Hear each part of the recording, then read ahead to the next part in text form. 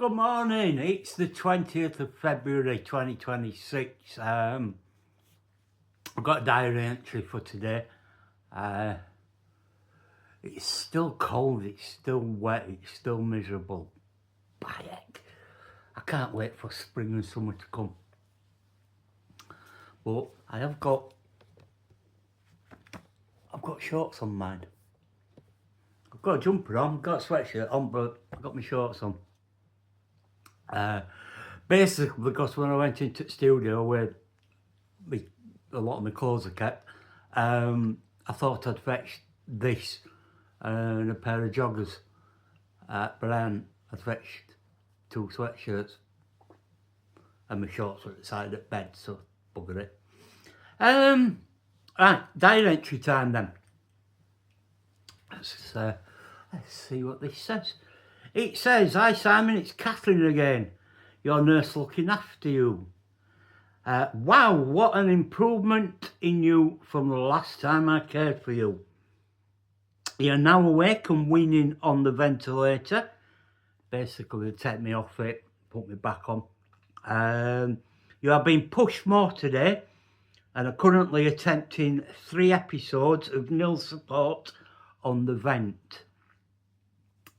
Basically, they removed the vent from my trachea and I breathe normal. I ain't got air being provided.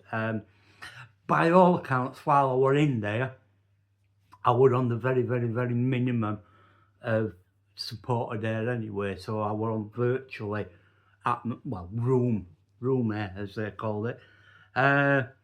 Yesterday you only managed 2 30-minute episodes, but today you have managed 3 1 hour 15 minutes episodes, so that's better. 45 minutes extra each time.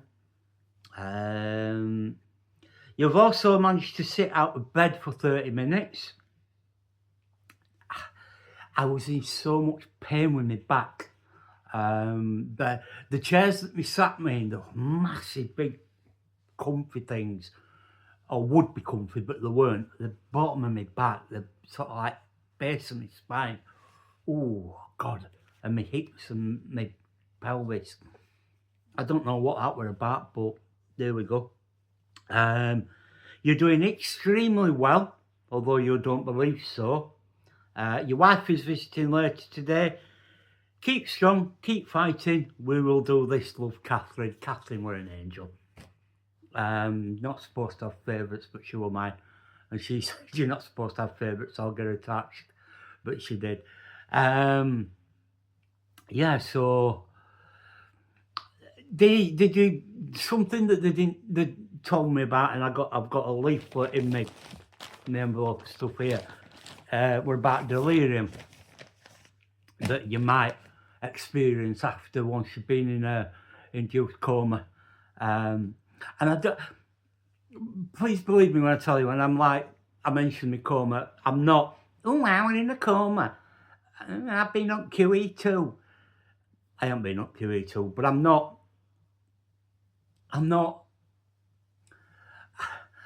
try and play things down. I always have, always through everything I've done in life, I try to play things down. And I'm trying not to make a big deal out of being in an induced coma, but the fact of the matter is I was being in it, struggling through it. Nearly been on a knife edge and nearly not been here 3 times. Oh, excuse me, it is a big deal. And I don't say it, I'm not after pity. None of this and none of that, none of what I'm doing with these videos is for pity. I don't need pity. It's just an understanding of what I've been through.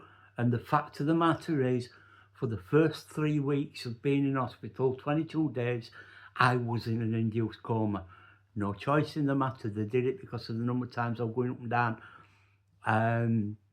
to theatre and to ease my pain and one thing and another. For whatever reason, that's why they did it.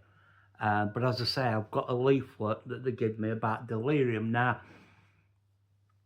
I can't say that I've really had any since I've been awake. I had some odd dreams while I was in the coma. One, I was driving around in beach buggy type things, shooting high-powered weapons at people.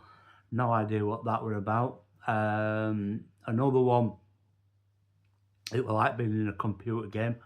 There were one where I woke up craving a cup of tea, and I had a dream while I was in my coma. I had this thing where I was in a World War II RAF reenactment thing, and we're drinking tea out of little blue cups and saucers. And I woke up craving a brew, and I couldn't have anything to drink until this tracheotomy was done away with. Couldn't have anything to eat. Couldn't have it. I was being fed by a tube up my nose still, and it was like this milky thing, and it basically up my nose and directly into my stomach. So yeah, I was craving a cup of tea.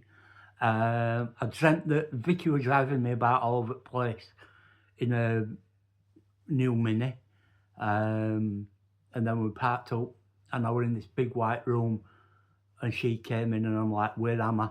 Where am I? What's happening? And I don't know if that's just a recollection of, man, I can't have said this to her because A, I got a pipe in my mouth, and then I got a pipe down my neck.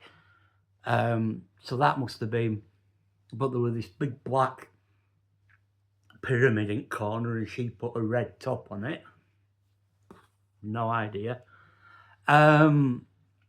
I was convinced at one point, again, I don't know whether this was while I were awake or not awake, because not only did I have a catheter in the front end, I had a tube up the rear end. Basically, for hygiene reasons more than anything, it meant that everything were going away and weren't near my wound. But I was convinced that they were changing these bags, these like colostomy type bags that were coming from my bum, and selling the contents to fuel somebody's car. But the weirdest one of all, and it was only a few weeks after that I was on a normal ward, and I was like, hold on a minute. I can remember begging one of the night team to go and get me a meal deal from McDonald's or anywhere so that I could have a bottle of Pepsi Max. Now, I was being proper insistent with him and I promise I won't drink it. I'll just swish my mouth out with it and spit it out. I won't swallow it. I just need that taste of Pepsi Max. And it was only a few weeks after it suddenly dawned on me again. I couldn't have asked for this. When I were awake, because I got a tracheotomy pipe in and I couldn't speak. So again, this must have been something I dreamt. I did eventually get a brew when the trachea come out, and I have to say, it was the nicest cup of tea I've ever had. I had a couple of sugars in it, and I haven't had any sugar in tea since then. But yeah, delirium. I think I might have had a couple of episodes since I've come out of hospital. Nothing serious, just waking up and, oh, right, fair enough, I'm at home, I'm here, I'm all right. But yeah, speaking about waking up, I woke up this morning in a panic because my whole left arm was numb. I think I've fallen, I think at some point, because again I heard Vicky's alarm go off. I was wide awake at 4:45 this morning. I managed to drift back off, and then her alarm went off, but I've managed to fall asleep again. until I heard her leaving house. And as I say, I woke up and I couldn't feel my left arm, but I must have been slept on it. I must have been laid on it. And of course, as much as my fingers and everything are always stiff and nasty, I can feel it. But it was a moment of, oh fucking hell, not my arm as well. Because that would have been interesting. It's bad enough and hard enough trying to move about when you've no feeling in one foot and limited feeling in another. But if I'd have had no feeling in my arm, oof, as a 15-year-old, I might have enjoyed it. But yeah. And I've also ordered another pair of walking sticks like my old ones. Unfortunately, I can only get them in black, because these that I bought the other day, you can tell why they were only £9 each. I just really don't feel safe on them. They're really, there's no weight to them. They're just slightly bendy and flexy. I shall keep them as spares. No point in not doing. But yeah. So yeah, there we go. I can't think of anything else really to tell you today. That's the 20th. When's the next diary entry? Let me just see. Fingers! Can't even turn pissing pages. 24th? No. Oh, there is one tomorrow. Oh, look, and it's Kate and her great handwriting. I swear down. Got one on 21st. Oh, two on 21st. There we go. So we've 2 diary entries for you tomorrow. I'm going to make a concerted effort this weekend to get my teeth back in. I might need more God books. They really do. They needed resizing nearly 2 years. Well, yeah, nearly 2 years ago now. So, yeah. But anyway, I'm going to leave you with another animal that looks like someone famous.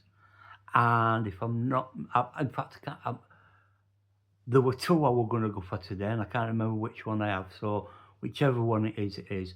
The Harrison Ford one I like, but I don't think it was as good as the John Travolta one. This next one's all right, though. This next one proper makes me chuckle. But anyway, enjoy your Friday, enjoy your weekend, and I will see you tomorrow for more of this. If you like what you're seeing, press like, subscribe.